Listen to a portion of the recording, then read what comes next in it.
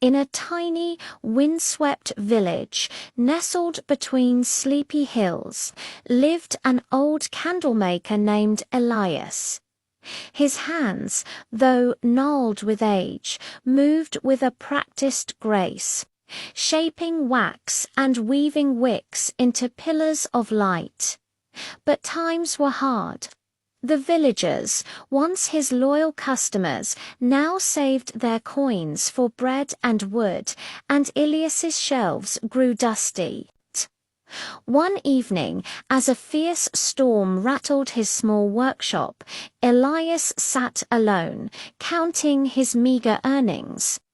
He had only a single, beautifully crafted candle left.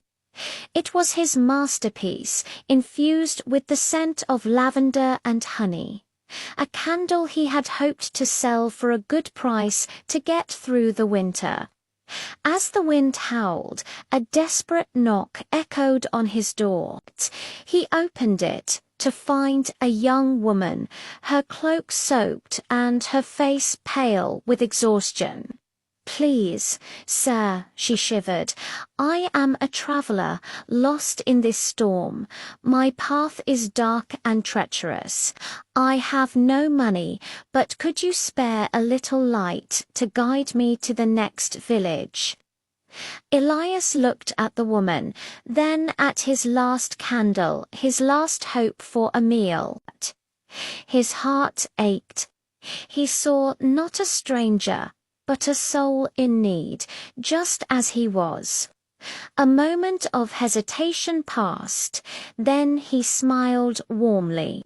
He picked up the beautiful candle, lit it, and its flame danced to life, filling the small room with a soft, comforting glow and a sweet fragrance. "This is all I have," he said, handing it to her, "but its purpose is to give light. May it guide you safely on your journey." The woman's eyes filled with tears of gratitude. "Thank you," she whispered, her voice thick with emotion. "I will never forget this kindness." She carefully shielded the flame with her hand and ventured back into the stormy night, a tiny beacon against the immense darkness. Elias watched until her light disappeared over the hill. He felt a pang of hunger, but his heart was strangely full. He had given away his last possession, yet he didn't feel poorer. He felt a quiet peace he hadn't known in a long time. With nothing left to sell, he tidied his workshop and went to bed, trusting that somehow things would be all right. Weeks turned into a month. Winter's grip tightened, and Elias's situation grew dire. He survived on the charity of his neighbors, a crust of bread here, a bowl of thin soup there. He began to wonder if his act of kindness had been foolish. Just as despair began to creep into his heart, the sound of a carriage rumbling to a halt outside his workshop broke the silence. The door opened, and the same young woman from the stormy night stepped inside. But this time she was not a weary traveler. She was dressed in fine silks, her face radiant. Behind her, a servant carried a heavy chest. "I told you I would not forget," she said, her voice bright and clear. She explained that she was the daughter of a wealthy merchant. That night she had been lost and separated from her caravan. The candle, she said, was more than just a light. Its steady flame gave her courage, and its beautiful scent calmed her fears.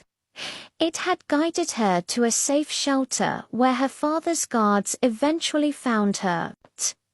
"My father wishes to thank you for saving me," she continued, gesturing to the chest.